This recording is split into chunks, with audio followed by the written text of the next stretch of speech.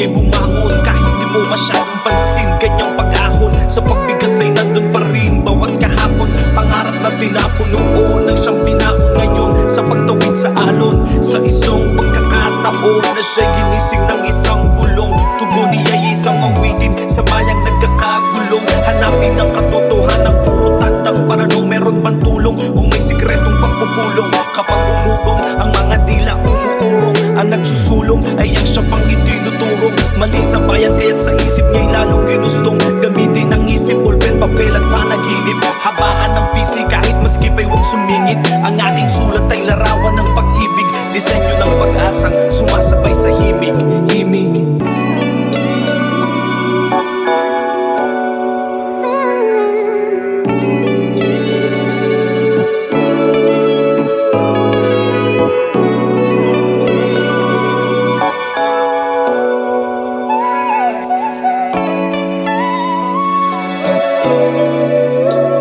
Nakamasid sa paligid, lahat gustong magdikta. Patutsada sa kalsada, dugo gustong ipinta. Mga sumubok tumira, sablay nangakapos pa. Wala mag-greyhound, doble kara sa'yo ang asinta.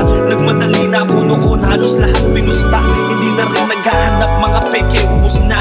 Mananatili sa aking alon, saan man mapapunta. At kung naririnig mo to, ito'y pangangamusta. Naiwan ng bahagya, kaya ngayon sinulit na. Umaapaw na mga kataga ngayon ay sinasalok na. Ibubuhos, sinidiligi, papakita sa kanila ang pagbukas ng bibig. Ang sang senyales at ang dagas-gasin ng salita. Ulit-ulitin hanggat ang timbangan ay may kiling. Huwag mong baliin kung abot kamay na ang mithiin. Huwag mong pawiin kung ang nakaraan ay may piling. Huwag mong tapusin pagkat pakiramdam ko ay bitin. Sa bawat palo o bagsakan tinutodo ang lakas at isip para sa mithiin at larangan. Dapat lamang nahusayan, pinatalas ng lansangan ng kahit dahan-dahan magtasin ang kagubatan ng rap. Alam kong alam mo ang tunay at nagpapanggap kung sinong mga tuso na tiuso di makaharap.